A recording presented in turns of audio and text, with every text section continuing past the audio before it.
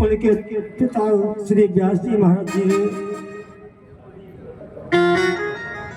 सभी तरह से अपने पुत्र को ज्ञान के उपदेश दिए, लेकिन सुखदेव जी कहने लगे, हे पिता, जब भी तपस्या होती है, भजन होता है, एकाग्र चित्त कहाँ है? झगड़ा न झांसा एकांत वासा। सुखदेव जी अपने पिता से संबोधन कर रहे हैं। वन में तपस्या करने के उपरांत जब सभी शास्त्रों के, सभी वेदों के, सभी महापुराणों का ज्ञान हुआ, सुखदेव जी महाराज पुनः वापस आए, कहने लगे, जब कोई ज्ञानी बन जाए, भगवान के नाम का अनुसरण हो जाए, उसके पास कभी जीवन में माया टिक नहीं सकती है। हमारे प्रभु के नाम में इतने बड़ी, ठाकुर जी के नाम में इतने महान शक्ति है। जो ही आए, पिताजी के समतुल्य आए, अपने मस्तक नवाया, व्यास जी ने कहा, धन है पुत्र, आशीर्वाद दे दिया, आनंद भव तथास्तु कह करके कहने लगे, हैं पुत्र, आपके बिना, पुत्र के वियोग में माँ जो स्वर को सुधार गई, मेरी भी जीवन आयु शेष बची है पुत्र। अगर आप 11 दिवसों का नहीं वापस होते तो मैं भी इस पृथ्वी को छोड़ करके अपने स्वर्गलोक में प्रवेश कर जाता। सुखदेव जी महाराज को सुंदर सुंदर वेदों के लिए क्रियाएं बताई। शुक्राचार्य कहने लगे, हे परम महामुनि, ज्ञानियों में सर्वश्रेष्ठ और ध्यानियों में सर्वोत्तम, इसी प्रकार से कहा है व्यास जी महाराज। आप मुझे अपने पुत्र के दर्शन करा दो तो मेरा जीवन धन्य धन्य हो जाएगा। व्यास जी कहने लगे, जब कोई व्यक्ति भक्त अज्ञान हो और ज्ञान व्यक्ति ज्ञानी की तुलना करना चाहे तो जीवन में उसका जो है पता, उसकी उत्तम गति को प्राप्त नहीं कर सकता है। इस आधार को लेकर के शुक्राचार्य बेचारे दुखी हुए। व्यास जी महाराज ने अपने पुत्र को सुंदर परम तत्व, परम ज्ञानमयी ज्ञान के उपदेश दे करके, पहले सुखदेव जी का नाम श्री सुखदेव जी नाम था, जब अपने पुत्र को सुंदर अध्ययन कराया, सुंदर जो है भक्तिमयी स्वरूप का वर्णन कराया, उसी समय व्यास जी ने अपने कलम से हमारे श्रीमद् भागवत महापुराण में उन्हीं अपने पुत्र का नाम श्री परमहंस सहिता सुखदेव जी नाम उसी दिन से नाम पड़ गया। प्रेम से बोले परमहंस श्री सुखदेव जी महाराज की इसी चरणों में ध्यान लगाते हुए कहाँ है श्रीमद् भागवत पुराण है क्या? तो कहते हैं निगमं न कल्पो कल्याण फल्यो गतियो न शूलम रसियो न भावको।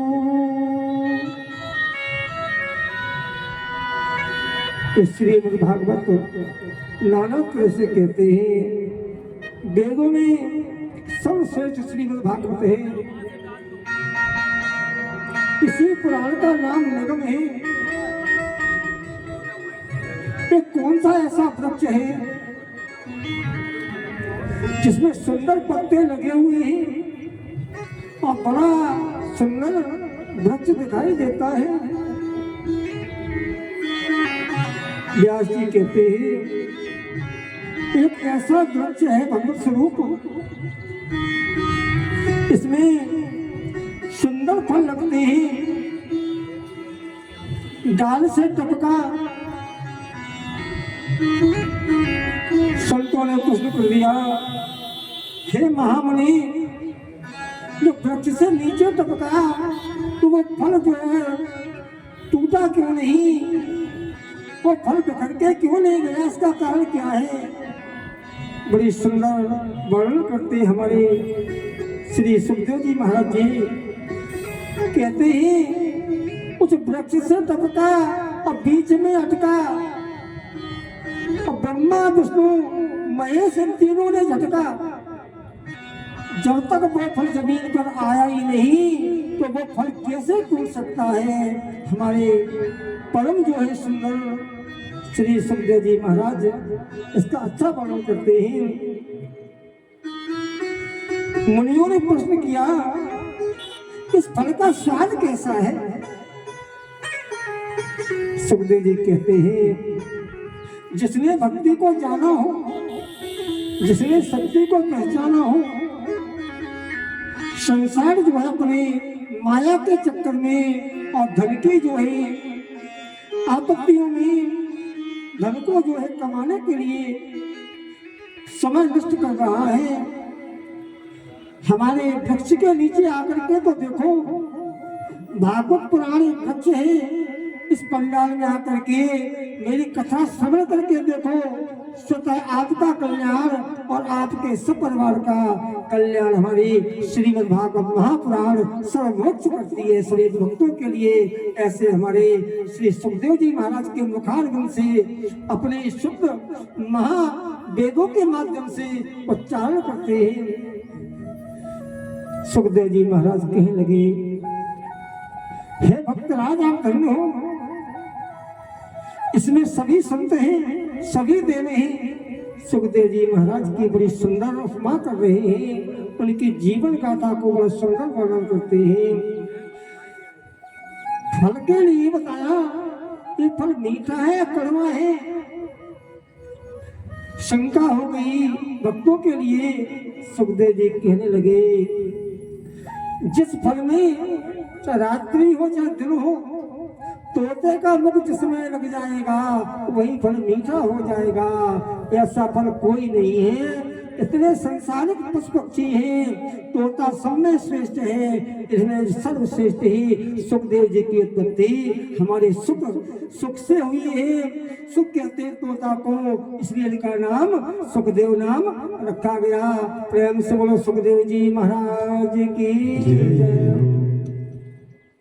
अपने भक्तों को परम कल्याण करने के लिए सब परम संहिता वेद को उल्लेख करते हुए और श्री सूत जी महाराज के सामने प्रश्न कर दिया सोनका ऋषि ने, हे गुरुवर, हे महामुनि आप धन्य हैं, कथा का विवरण कथा को श्रवण कर रहे हैं, ऐसा कार्य हो जाए इस वृक्ष के नीचे, ऐसा कौन सा भक्त हो सकता है जो उस कथा को श्रवण करे? सुखदेव जी महाराज बड़ा चिंतनीय हो गए, नेत्र बंद कर लिए। सूत जी महाराज कहते हैं, इस पुराण को सुनने वाला श्रोता एक ही है जिसको श्राप लगा है।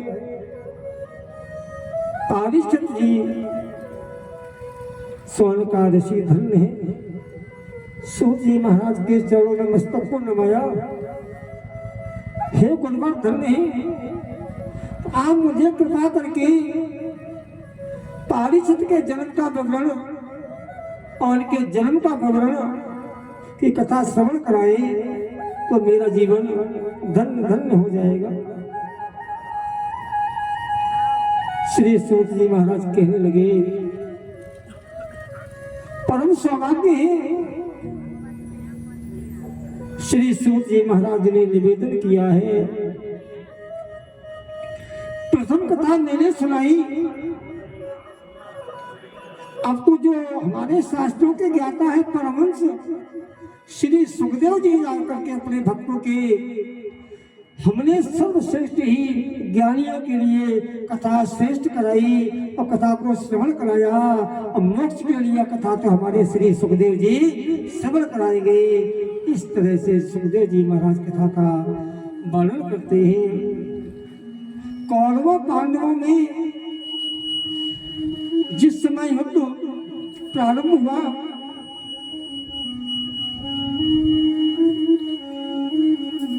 युद्ध को चलते चलते युद्ध के प्रारंभ गति 15 दिन व्यतीत हो चुके थे। उसी क्षण कहने लगे, सुखदेव जी ने कहा है, महाभारत पांडवों नरश्रेष्ठों कौरव नयोते रणरंग शांति। कौरव के सभी योद्धा परास्त हो गए। भूमि पर जीव विहीन हो चुके थे। सबके अचेत अवस्था में पड़े हुए थे कौरव। बड़ा सुंदर प्रश्न है।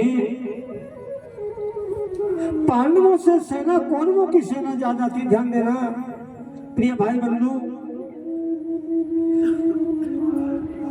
ज्यादा लोग होने से भगवान की प्राप्ति नहीं हो सकती है। भगवान तो पलकों में जाकर के अपने भक्त को जीवन में या तो वैकुंठ को राज दे दे या बिल्कुल नरक गामी बना दे।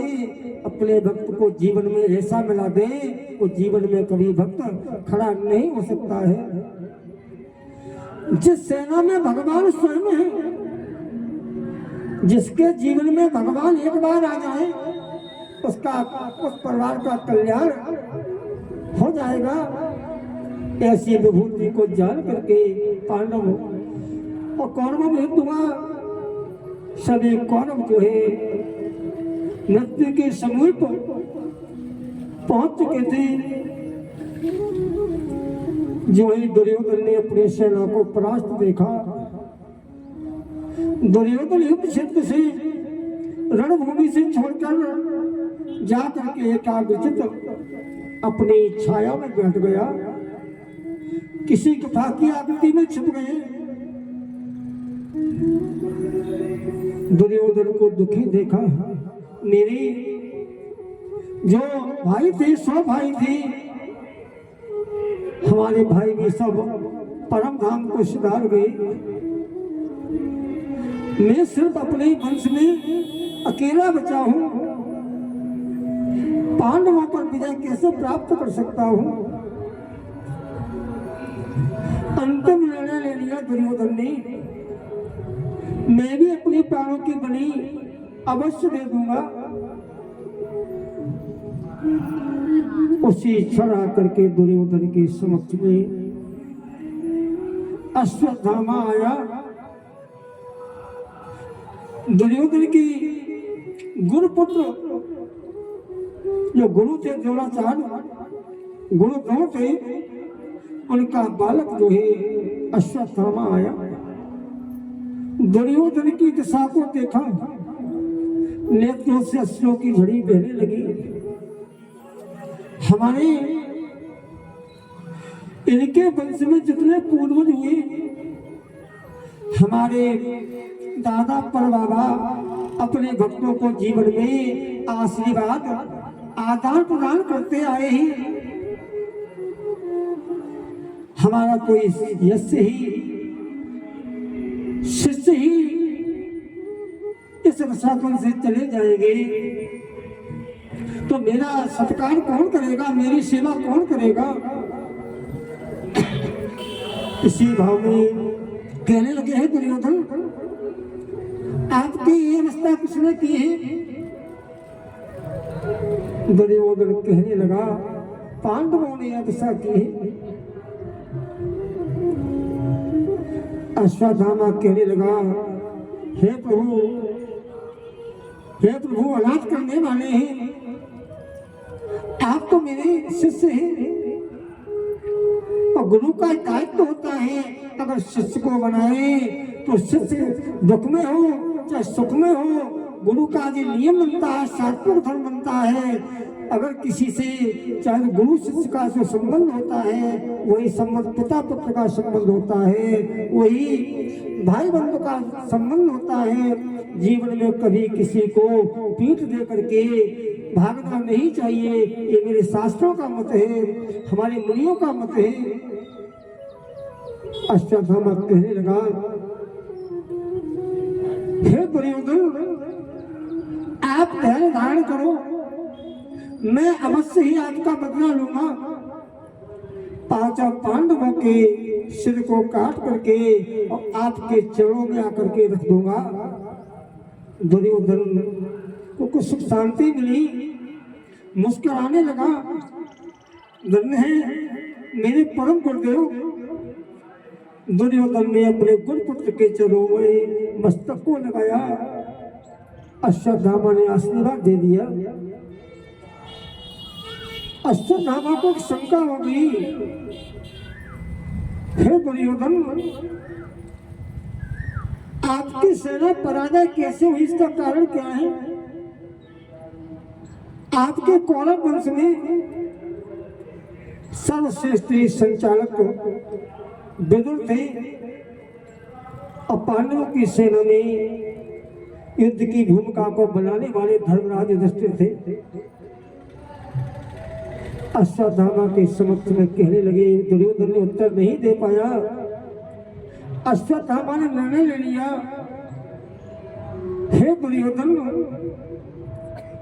आपने किसी की नीति को माना नहीं।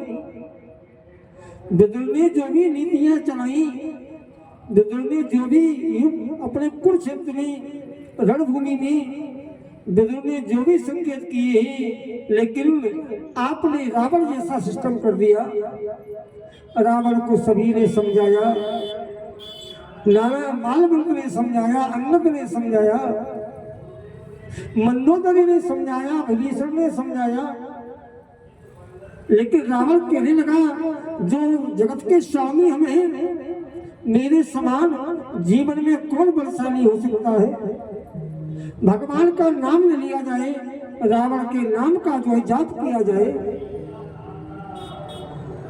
इसी तरह दुर्योधन अपने मद में अभिमान में जब भी भक्त गिरता है, जीव गिरता है, अब ध्यान देना प्रिय भक्तों, अपने अहंकार में जाता है और जिस समय भगवान की भक्ति करोगे उसी समय आपका अहंकार जल करके नष्ट हो जाएगा।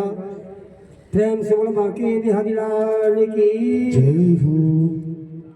अश्वत्थामा ने समझाया, धर्मराज के लिए जो नीति कृष्ण भगवान ने जो नीति बनाई, जो नियम बनाए, युधिष्ठिर ने उनका पालन किया और विदुर के बताए हुए नियमों को दुर्योधन ने पालन नहीं किया।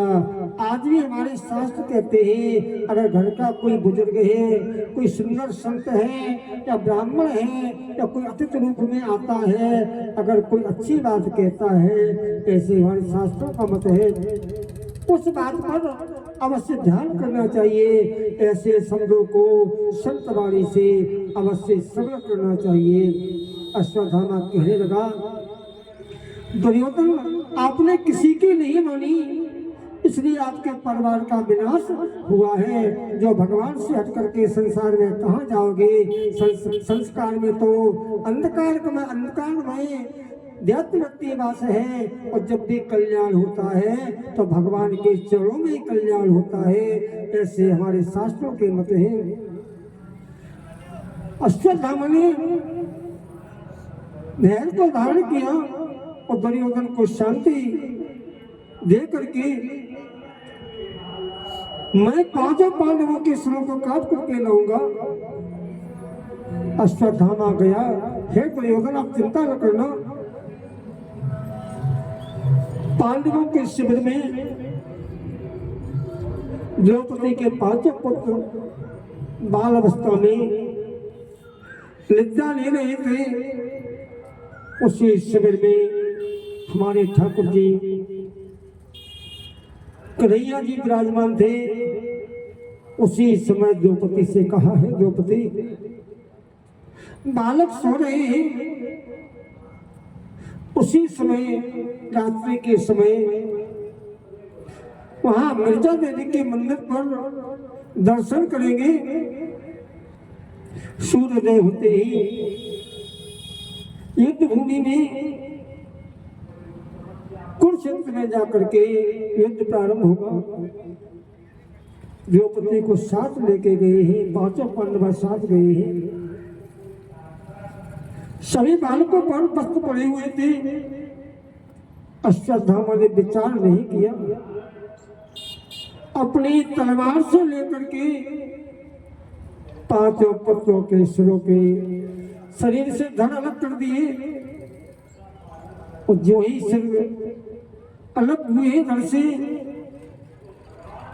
उसी समय अश्वत्थामा के नेत्रों से अश्रु निकलने लगे। हे विधाता, मैंने क्या कर दिया? मैंने बालकों को नहीं समझा था, मैंने तो पांडवों को समझा था। इस पाप से मैं जीवन में कभी उजड़ नहीं हो सकता हूं। अश्वत्थामा दुखी होने लगा। उसको आकाशवाणी हुई। उसी समय पांचों सिरों के ला करके उन बालकों के धड़ को जो है वही अपने शिविर में छोड़ करके और जो ही उनके सिरों को ला करके दुर्योधन के समक्ष रख दिया। जो ही दुर्योधन ने बालकों को पहचाना, दुर्योधन गदगद होकर के और नेत्रों से अश्रु की जड़ी बहाने लगा। हे अश्वत्थामा, आपने क्या अनर्थ कर दिया है? इसका तो जीवन में इतना पाप लग गया है, इससे मैं 7 जन्मों तक कभी उजड़ नहीं हो सकता हूँ। आपने तो मेरे वंश में जल देने के लिए किसी को नहीं छोड़ा। हमारी पीढ़ी में आगे चल करके कोई भगवान पर पूजा कैसे करेगा? हमारे आयु अतिथियों का सत्कार कौन करेगा? हे अश्वत्थामा, आपने बहुत अनर्थ किया है। जो ही कन्हैया आए, द्रौपदी साथ में, पांचों पांडव साथ में, जो ही अपने पुत्रों को अचेत अवस्था में देखा, द्रौपदी के आंसू गिरने लगे। हे कन्हैया, आपने क्या किया है? पुत्रों को छोड़ करके भगवान नाम की पूजा याचना करते रहे। उसी समय द्रौपदी के नाना तरह से अश्रु भरी बहने लगी। अब मैं जीवन कैसे व्यतीत करूंगी? आज भी हमारे भारतवर्ष की देवियां हैं, जो पुत्र के लिए सम्मान हो जाएगा, जो व्यवस्था अपने पुत्र के लिए हो जाएगी, वो व्यवस्था घर में न तो पति के लिए हो पाएगी, न ससुर के लिए हो पाएगी, न कोई आयु अतिथि की हो पाएगी। क्योंकि माँ की ममता जो है सबसे ज्यादा पुत्र में होती है। द्रौपदी को दुखी देखा। उसी समय अर्जुन को क्रोध आया। कहने लगे, हे द्रौपदी, पांचों पांडव नेत्रों से अश्रु की झड़ी बहने लगी। अर्जुन कहने लगे, हे द्रौपदी, हे पांचाल, पांचों पांडवों में एक शक्ति सपत्नी होकर के हमारे पांडवों की शक्ति को, पांडवों के वंश को बढ़ाया है। हर माता बहनों में हमारी देवियां ऐसी हो। कार्य तो सब करते ही, लेकिन भगवान की शक्ति का भी प्रयास करो। भगवान की शक्ति, भगवान का जब तक जिस दिन आपके शरीर में प्रवेश हो जाएगा, सब परिवार सहित धन बुद्धि परिवार लय होकर के सभी को सुख शांति मिलेगी। द्रौपदी ने अपने दुखी होकर के अर्जुन में आदेश लेकर के जाते हैं। अश्वत्थामा के पीछे पीछे बाण लगाए हुए हैं।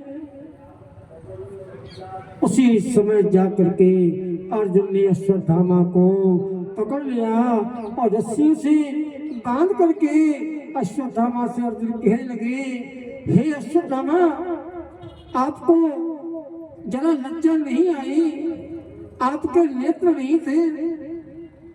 आपके पूर्वजों में अंधेरे हैं, इसलिए आपकी नेत्र विहीन हो चुके। आपने परमात्मा की श्रीहीन को नष्ट किया है, आपके नेत्र विहीन हो गए। ला करके द्रौपदी के समक्ष में अश्वत्थामा खड़ा है।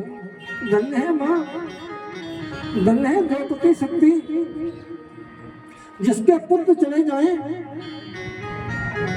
भगवान की ऐसी भक्ति, कन्हैया खड़े हैं सामने। द्रौपदी ने कहा है अर्जुन, ये गुरु पुत्र है, इसको छोड़ दो, मुझे दया आ रही है। ये मेरे गुरु का बालक है। गुरु कैसा भी हो, गुरु का परिवार कैसा भी हो, हम एक बार जिसको बना लेते हैं वो जीवन में बना रहता है। और जिसने जीवन में एक बार बना के छोड़ देते हैं तो परमात्मा कह देते हैं हम उसके पूरे परिवार को जीवन पर्यंत छोड़ देते हैं। ऐसे मेरे ठाकुर जी की कृपा है। लेकिन अर्जुन ने कहा नहीं, इन्होंने पाप किया है, अत्याचार किया है, दुराचार किया है, इन्होंने के अंदर एक भी सदाचार नहीं रहा। द्रौपदी दुखी हो रही है। हे अर्जुन, अपने सहस्त्र मैं आपसे निवेदन करती हूँ, मैं आपके चरणों की प्रार्थना करती हूँ। हे पांचों पांडव मेरे पति हैं, हमारे गुरु बालक पर दया करो। ऐसे गुरु बालक दया करने से गुरु के लिए सुंदर सराहनीय जो है उन्होंने कहा। अश्वत्थामा कहने लगा, आप जो भी दंड देना चाहें मुझे दंड दें, या तो पृथ्वी पर रहूं या अपने नरलोक में प्रवेश कर जाऊंगा। उसी समय द्रौपदी ने निवेदन किया। अर्जुन ने रस्सियों से खोला और खोल करके नकुल सहदेव ने कहा, इनका शीघ्र ही शरीर से ऐसा खंडन कर दो, इनके शरीर पर चेहरे पर न तो नाक रहे न कान रहे। वो व्यक्ति जो है सर्वश्रेष्ठ ही अपने परम शक्ति से मरने से अपमान नहीं होता है, जीवित बना रहे। और जिसको समाज में कलंक लग जाए वो जीव, वो भक्त एक मृत्यु के समान तुल्य बताया जाता है। हमारे परम पूजनीय बाबा जी एक सुंदर भाव भी है कि भक्ति भाव के लिए सर्वश्रेष्ठ अपने मंगल की कामना को देने वाले सुंदर अपनी वाणी से कहते हैं, कोलिका में बस कपल बिमूड़ा,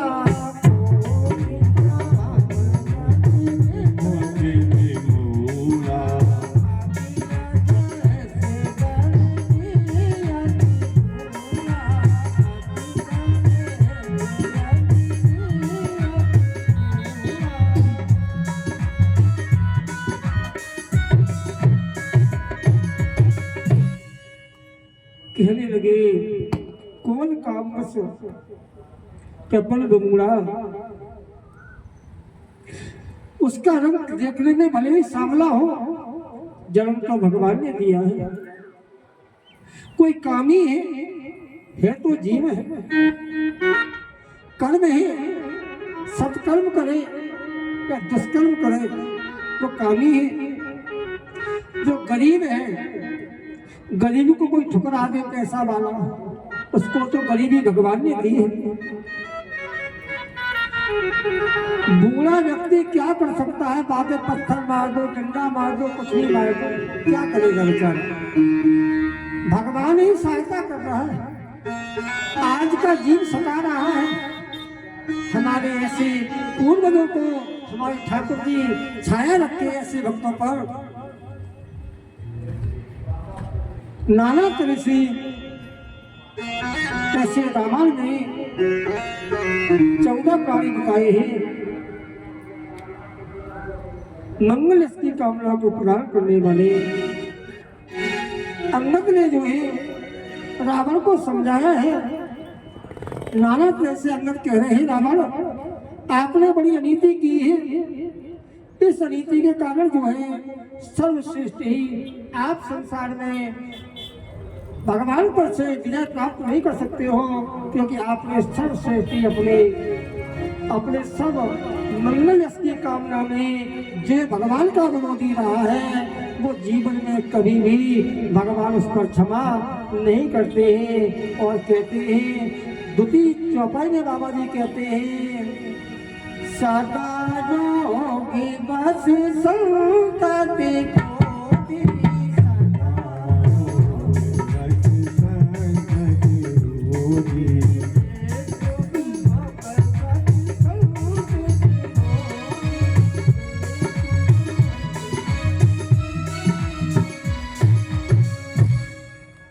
जो रोगी है, संत के विरोधी है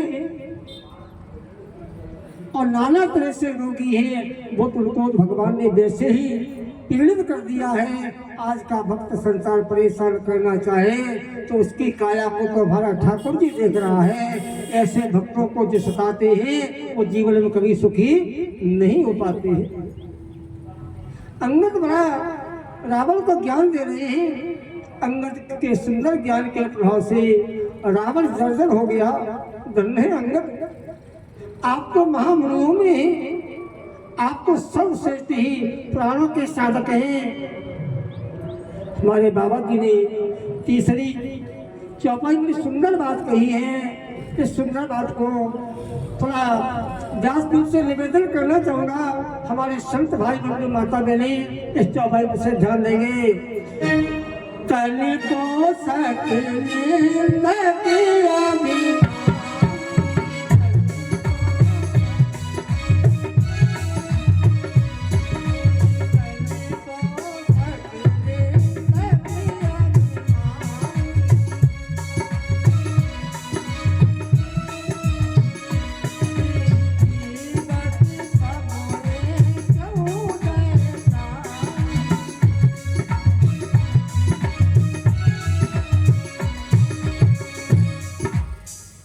सुंदर वर्णन किया है परम पूज्य हमारी गोस्वामी तुलसीदास बाबा जी ने। किसी का तन कैसा भी हो, काला हो, ऐसे शरीर में सुंदर वस्त्र धारण कर दिए जाए। भगवान की कृपा, भगवान ने शरीर दिया है, भगवान की सब चीज दी हुई, हमारा आपका कुछ नहीं। संसार में मुट्ठी मार के आए हैं और मुट्ठी पसार के संसार से किसी दिन चले जाना है। ये भक्तों थोड़ा निवेदन है, शास्त्रों पर ध्यान दें।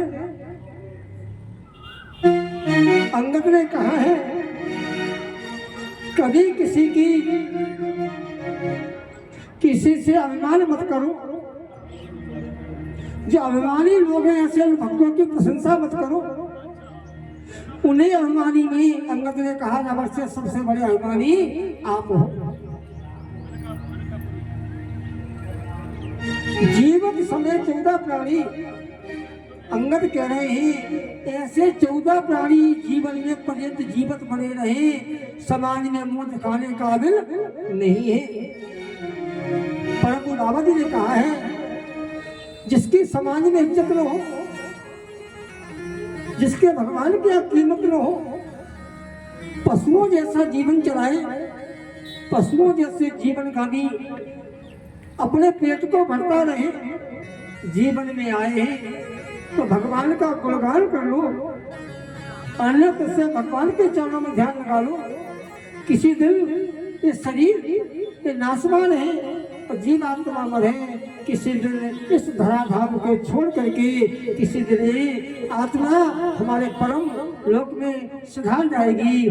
जीवन 2-4 दिन का मेला है। परम ध्यान से भगवान नाम के लिए 2 मिनट के लिए राम नाम संकीर्तन करेंगे। मैं तेरा तू मैं मेरा हो बाके सावरिया मैं तेरा तू मेरा हो बाके सावरिया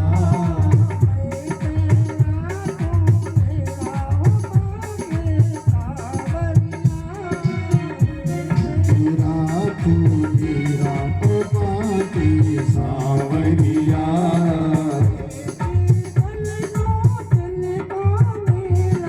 ये जीवन दो दिन का मेला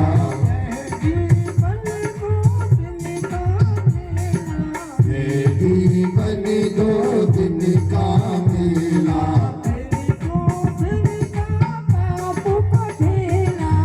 ये जो मेरा पाप का ढेला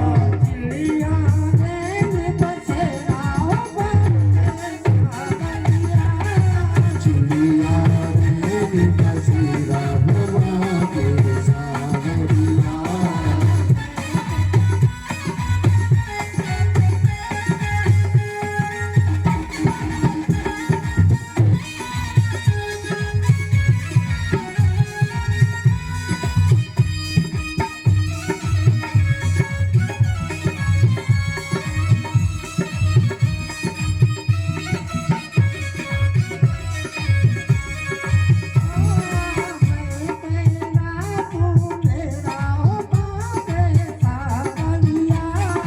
मैं तेरा तू मेरा हो बाके सावरिया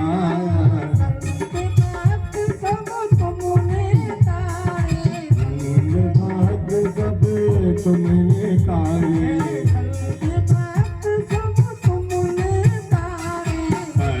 भाग सब तुमने कारे अपने मन के खोलो द्वार अपने मन के खोलो द्वार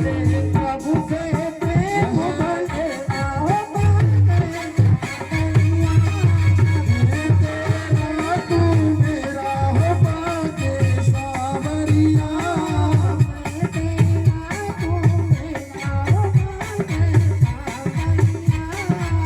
तेरा तू मेरा हो बाके सावरिया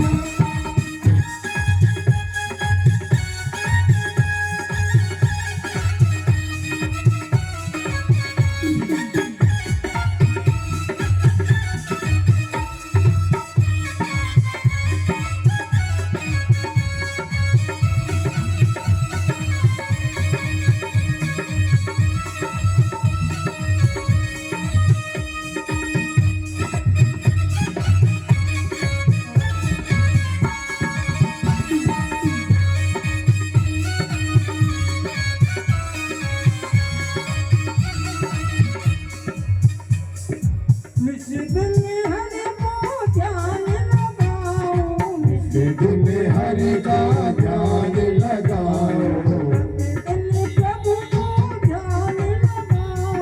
प्रतिदिन प्रभु का ध्यान लगाओ हरि चरण में शीश झुकाओ प्रभु चरण में शीश झुकाओ